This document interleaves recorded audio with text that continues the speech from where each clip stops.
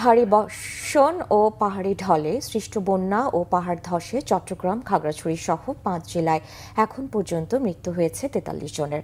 পানিবন্দী কয়েক লাখ মানুষ, বিচ্ছিন্ন হয়ে পড়েছে বহু এলাকা। তবে কয়েক জেলায় পরিস্থিতি কিছুটা উন্নতি হয়েছে। পরিস্থিতি ভয়াবহতায় ক্ষতিগ্রস্তদের সহায়তায় মাঠে নেমেছে সেনাবাহিনী ও বিজিবি। মেরুং ব্রিজ থেকে পানি সরে যাওয়া শুরু হয়েছে খাগড়াছড়ির দীঘিনালা রাঙ্গামাটি সড়কে যান চলাচল। প্রতিনিধিদের পাঠানো তথ্য ও ছবিতে আরও জানাচ্ছেন সিরাজুম্মনি শুভ। প্রবল বর্ষণ ও পাহাড়ি ঢলে চট্টগ্রামের বিভিন্ন উপজেলায় সৃষ্ট বন্যা পরিস্থিতির কিছুটা উন্নতি হয়েছে। গত ২৪ ঘন্টায় জেলা জুড়ে বৃষ্টির দাপটও কমেছে। পানি নামতে থাকায় স্বাভাবিক হতে শুরু করেছে জনজীবন।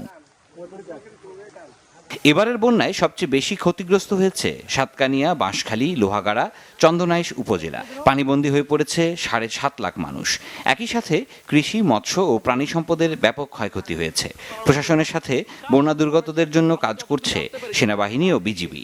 দরবার ডুবে গেছে, কোনো নৌকা নাই, কিছু নাই, এরকম হেঁটে ১ কিলোমিটার পর্যন্ত এরকম করে আসতেছি। আমার ঘরে পানি ঢুকি আর আজও ৫ দিন পর্যন্ত কোনো কিছু সরকারের কিছু না। আমাদের বাড়ির চারিপাশে অনেক পানি, কিন্তু আমরা খাওয়ার মতো কোনো পানি পাইতেছি না। বন্যায় সবচেয়ে বেশি ক্ষতিগ্রস্ত ও ঘরবাড়ি হারানোদের বিকল্প জায়গায় বসবাসের ব্যবস্থা করার আশ্বাস দিয়েছেন বিদ্যুৎ, জ্বালানি ও খনিজ সম্পদ প্রতিমন্ত্রী আনিন্দ ইসলাম অমিত।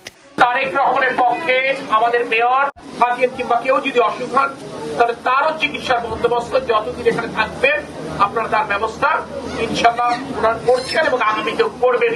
বান্দরবানেও বন্যা পরিস্থিতির উন্নতি হয়েছে। শনিবার বিকাল থেকে বৃষ্টি কমায় বন্যার পানি নামছে।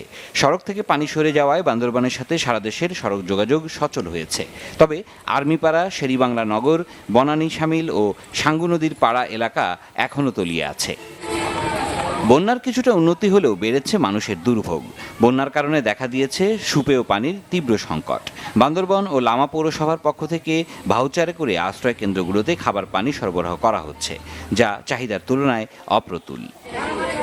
খাগড়াছড়ির বন্যা পরিস্থিতিও উন্নতির দিকে, তবে পানি নামার সাথে ফুটে উঠছে ক্ষতচিহ্ন। বিভিন্ন এলাকায় এখনও পানিবন্দী হাজারো পরিবার।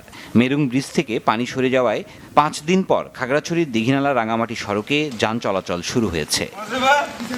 বন্যায় অন্তত ১,০০০ হেক্টর জমির আমন, বীজতলা, আউশ চারা, সবজির ক্ষেত ও ফলবাগান ক্ষতিগ্রস্ত হয়েছে।